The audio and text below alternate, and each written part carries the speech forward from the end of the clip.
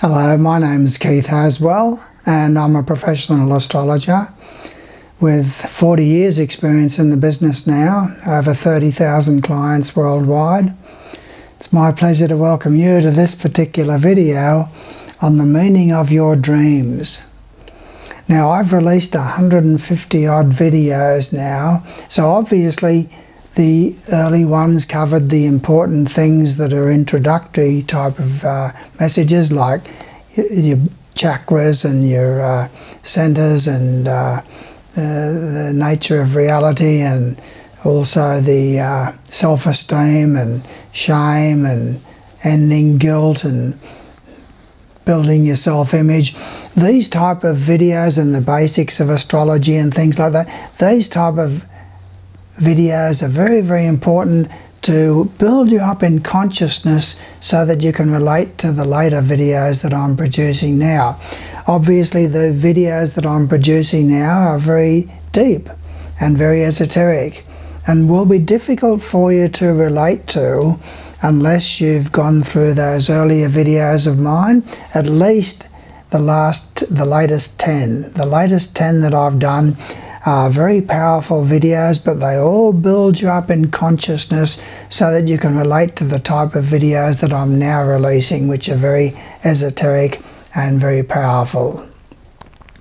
So this one on dreams, I'm going to be able to help you to understand more about the nature of dreams and what they mean in your life.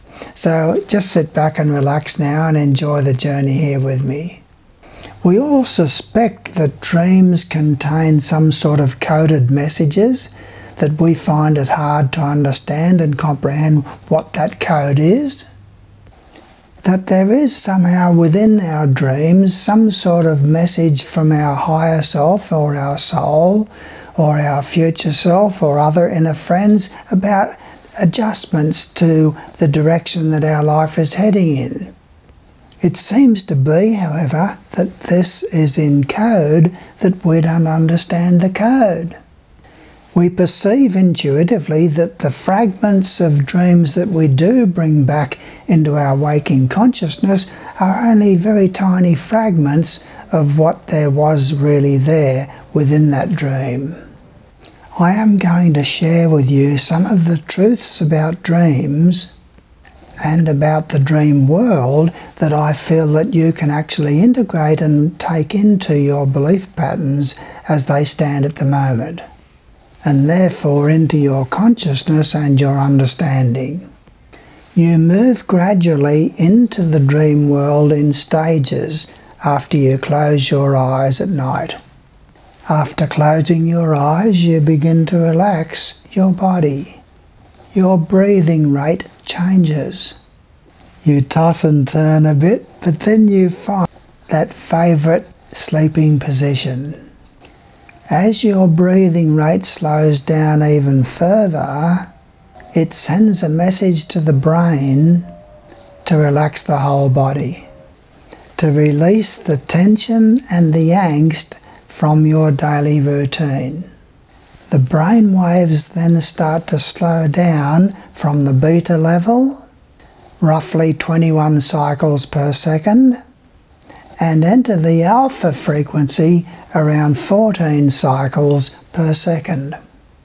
You are now entering a deep state similar to meditation, but you go deeper.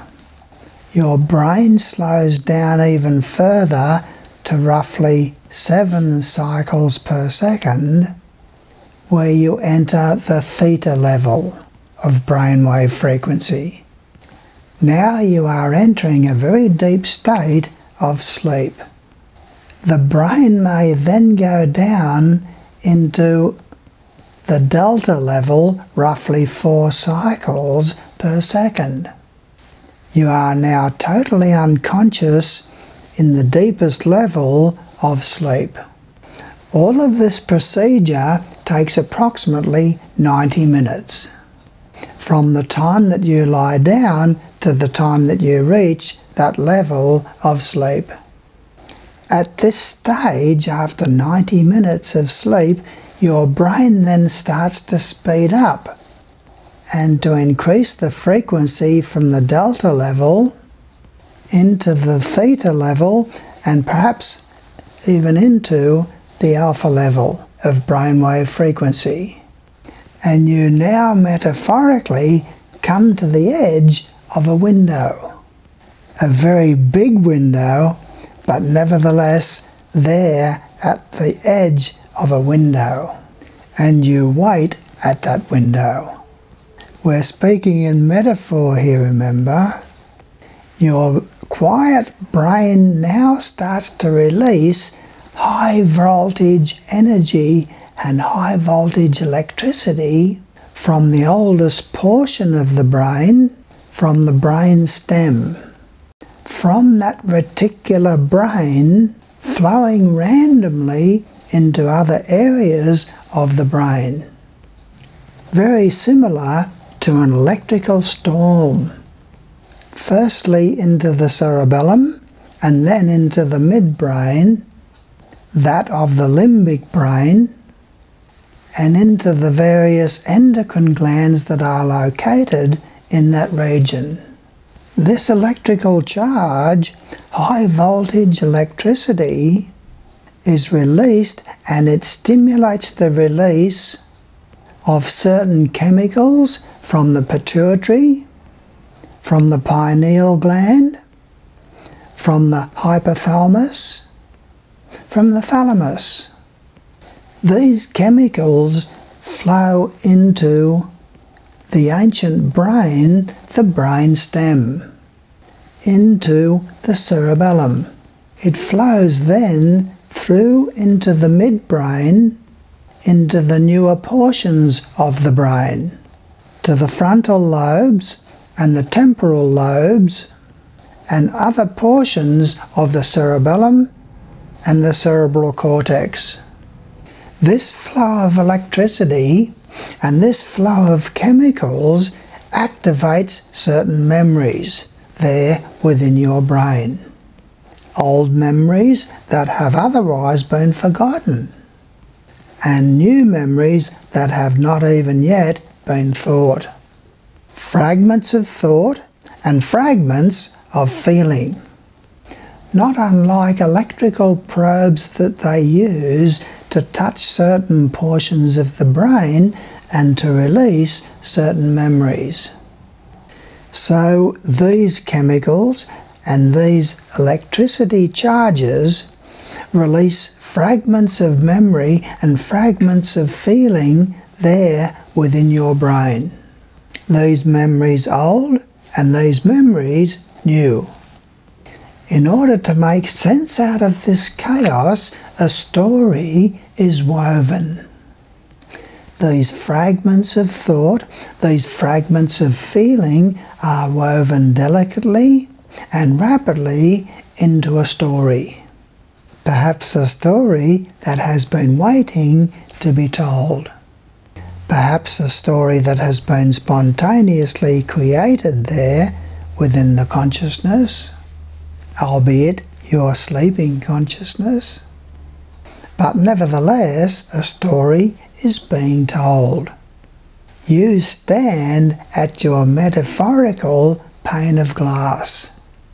You stand at your window, like a child with your nose pressed up against the glass, waiting for the story after story to be told.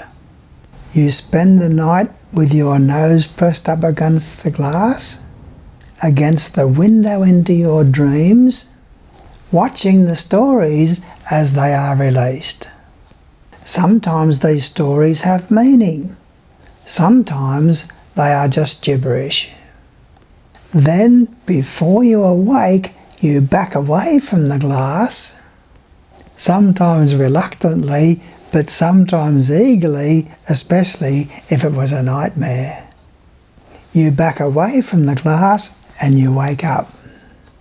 If the dream had meaning, you may remember it. The dream work is so passive though.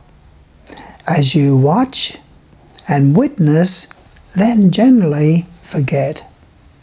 You are taught and conditioned by society to be passive in regard to your dreams. The scientific community is becoming more and more interested lately in the phenomena of dreaming. But they are more interested in the phenomena associated with the release of the electricity, the rapid eye movement, that can be registered on their machines. But you see, they are technicians, not magicians. They are scientists, not mystics.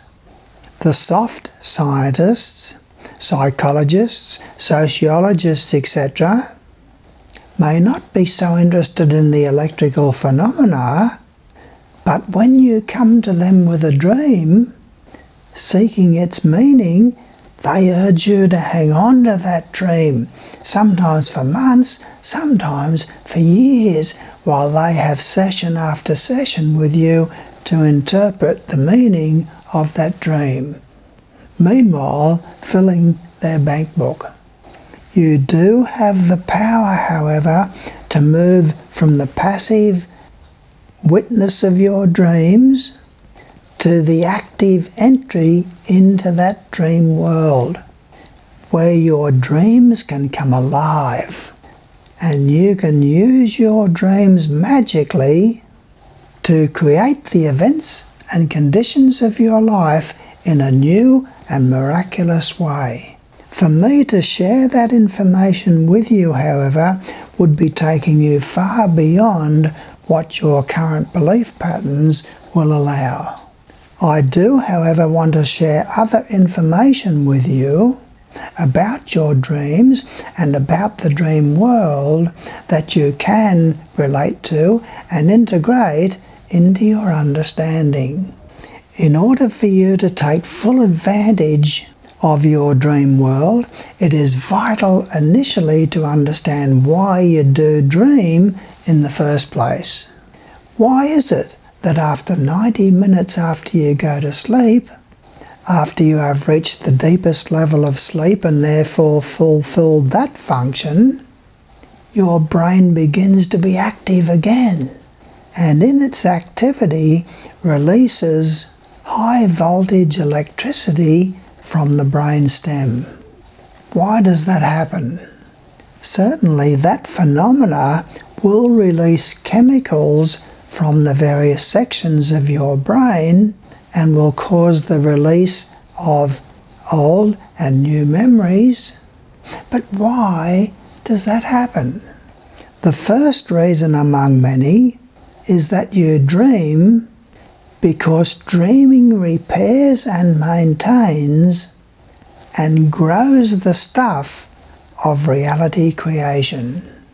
Whether you are aware of the raw materials out of which your reality is created or not, what dreams do is they mediate between conflict and contradiction, between your attitudes and beliefs, your thoughts and your feelings, and the decisions and choices that you are making in your life.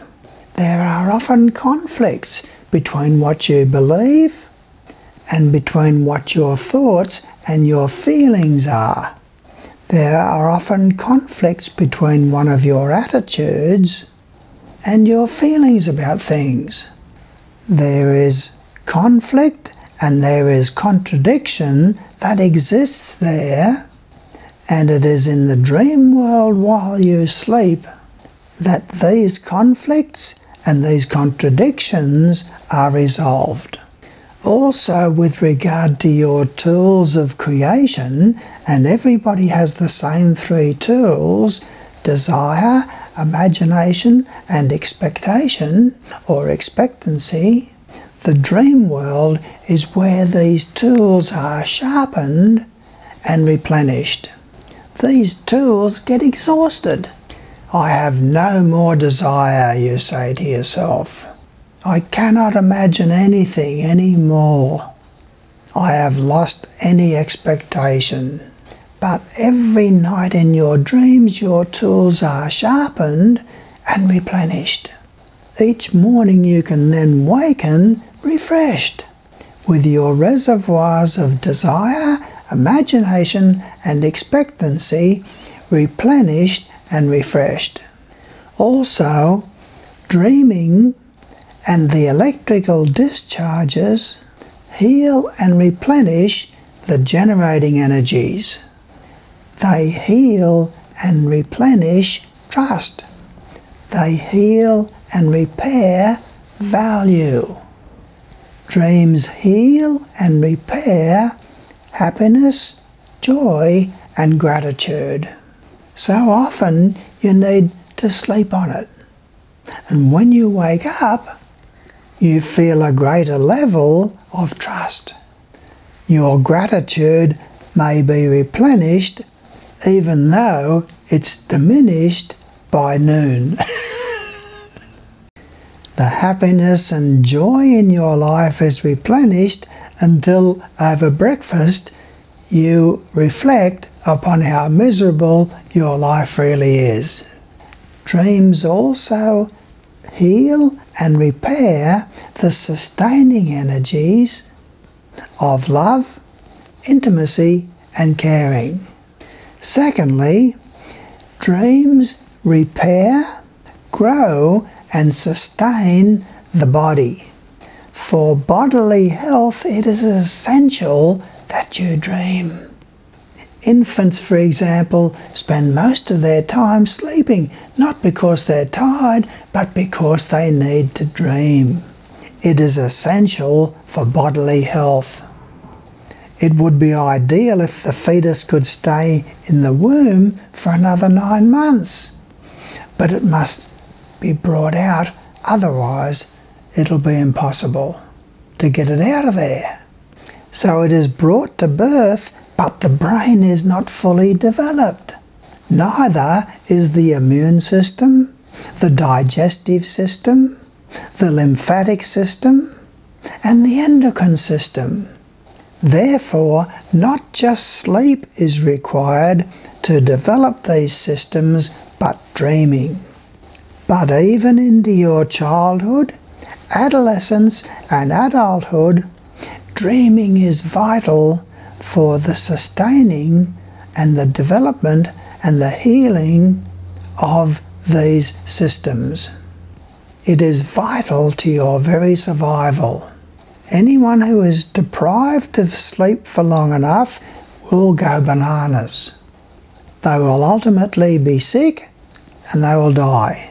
Beyond that, the electrical and chemical energies released during the dream state cleanse and heal the body every night. It cleanses the neurons and heals the synapses, the axons and the neural transmitters and the neural receivers. They are all stimulated and charged. When those chemicals are released, it tests the body's functions. Heart rate increases and then slows down. Breathing increases and slows down. Each chakra center is activated and revitalized. It's like a nightly diagnostic. Understanding some of these things is vital to your acceptance of intelligence in the universe and purpose and meaning behind it all. Dreaming is also a way of flushing toxins out of the body. The anxieties, the fears, the repressed anger can be flushed in the dream state in what you experience as nightmares. Dreaming also flushes the chemical toxins, the cortisol, the serotonin, though valuable, but in excess can be detrimental. Even endorphins, though valuable, but in excess can be detrimental to your health. Dreaming also sharpens your creativity and develops your intuition. In addition to that, Dreaming allows for your higher self, your future self, your soul, and God Goddess All It Is to send you coded messages about your growth and your development. They must be coded messages to get beyond the subconscious mind and the negative ego, who will grab it and suppress it. Your higher self and other inner friends just have to code it sufficiently to slip by the subconscious mind with its belief patterns and the negative ego with its desire to maintain its control. The message is about suggested changes in direction and behavior in order to avert future crisis. That is why daily meditation is so vital, to open up and develop these channels of communication with your inner friends, with your future self, your higher self, and with God Goddess All It Is, and with your soul. You have a variety of futures, some of which you do not want to manifest. And so another reason why you dream is to allow future possibilities to be played out in the dream state so that they don't have to manifest in your physical reality. These, of course, will generally be experienced as nightmares. Realities that are close to being manifest can be allowed to play out in the dream world. Well, that is about as much as I wanted to share with you here about dreams. So just to wrap up now, your soul speaks to you through the cracks and the crevices of your life, in the fear, in the pain, in the sorrow, and it is in the failure that your soul will speak to you so many times. It does so now so frequently that many will tell you that that is the only way that your soul does communicate with you. You experience so much pain, so much fear, so much anxiety, so much sorrow, so much failure, in a desperate effort to be touched by your soul, through the cracks and crevices, through the shadows of your life. But your soul does not speak to you through these avenues by choice, but by necessity. So many avenues of communication that are available to it have been shut off and closed down. Many of the ways that your soul can communicate with you have been denied. Because your soul loves you, it will use the only avenue of communication that you have left available to it. My friends, above all, humans are spiritual beings. You yearn for, you ache for your spirituality. The basic core in each human being, whether enlightened or not, is to be spiritual. This is something, though, that the consensus will never take seriously. Never. As you look at the problems in the world, they are desperate efforts by people to find their soul, to find their spirituality that can change them. And as these problems in the world are analysed, from poverty to terrorism to homelessness to drug addiction to mental illness to the unequal distribution of wealth and resources, few will consider this to be a spiritual crisis. If it is considered spiritual, within the consensus it will never be taken seriously. Even those who talk and teach of things spiritual don't really understand the depth of spirituality that is there within every single one of us. Even those of you who have been following my teachings for years don't fully understand what I'm trying to convey to you. The human condition is such that you are primarily driven by the need, by the yearn, by the ache to be spiritual. It is a thirst, it is a hunger that will not be denied until it is satisfied. That's what is in every one of you. You will not be stopped. There is no adversity, there is no pain, there is no shame, there is no fear that will stop you. You will absolutely pursue your spirituality, even as all the avenues have been shut down, even as the last bastion of spirituality, religion, has turned their backs on anything new coming through into the consciousness of humanity. They want to cling to past doctrines and teachings. Anything new is a threat to their survival. But people will not stop there.